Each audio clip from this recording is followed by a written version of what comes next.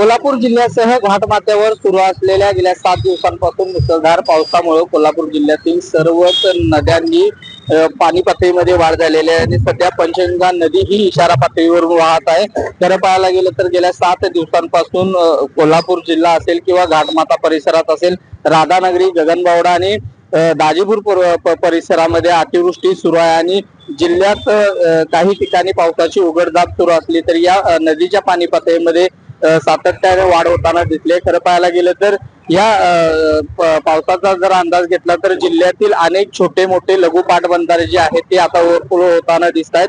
गगनबावडा तालुक्यातील लघु पाटबंधारे असतील, कोदे, वेसरत याबरोबरच काही धामणी प्रकल्प जे प्रकल्प आहेत ते देखील आता ओव्हरफ्लो होताना दिसतात आणि प्रामुख्याने राधानगरी धरण क्षेत्रात जर पावसाची परिस्थिती पाहिली तर गेल्या 7 दिवसांपासून त्या तालुक्यामध्ये अतिवृष्टी सुरू आहे आणि राधानगरी धरण देखील जवळपास आता साधारण 30 ते 35% भरलं आहे. गेल्या 7 दिवसाची परिस्थिती पाहायला मिळाली तर आणखी काही दिवस जर पाऊस झाला नसता तर कोल्हापूरकरांवर पाणी संकट आहे ते ओढवलं तर मात्र या 7 दिवसांनंतर सुरू असलेल्या मुसळधार पावसानं कोल्हापूरकरांना दिलासा मिळाला आहे आणि एकूणच जर पावसाची जिल्ह्यातील परिस्थिती पाहिली तर जवळपास आता या 7 दिवसांमध्ये जिल्ह्यात जवळपास या पावसामुळे 15 लाखाचं नुकसान जे आहे ते झालेलं आणि या सर्व परिस्थितीवर कोल्हापूर जिल्हा प्रशासन असेल किंवा मुख्यमंत्री कार्यालयातून या सर्व प्रशासनाचं या परिस्थितीकडे लक्ष आहे. कालच मुख्यमंत्री देवेंद्र फडणवीस यांनी या संपूर्ण परिस्थितीचा आढावा घेतला आणि या संपूर्ण माहिती जी आहे ती घेतली आणि यावेळी जिल्हाधिकाऱ्यांनी देखील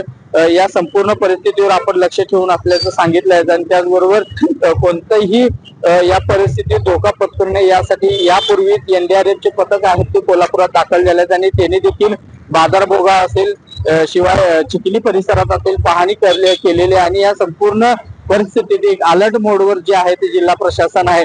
सध्या पंचगंगेची पातळी पाहिली तर राजाराम बंधाऱ्यावरील पातळी ही जवळपास 35 फुटांवरून वाहते आणि इशारा पातळी आहे ती 39 फूट आहे. म्हणजे इशारा पातळीकडे पंचगंगा नदीची वाटचाल आहे आणि त्या दृष्टीनं प्रशासन देखील सतर्क असलेलं आपल्याला पाहायला मिळते.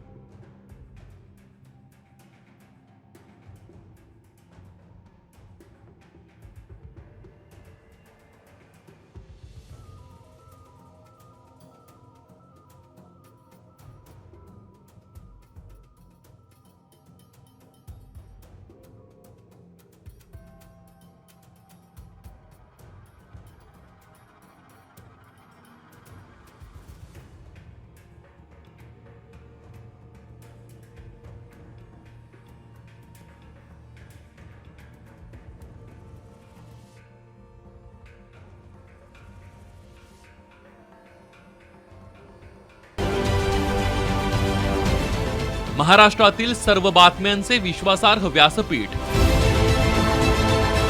सकाळच्या सर्व सोशल मीडिया प्लॅटफॉर्मला लाईक, फॉलो आणि सबस्क्राईब करा. तसंच सर्व नोटिफिकेशनसाठी बेल आयकॉन प्रेस करायला विसरू नका.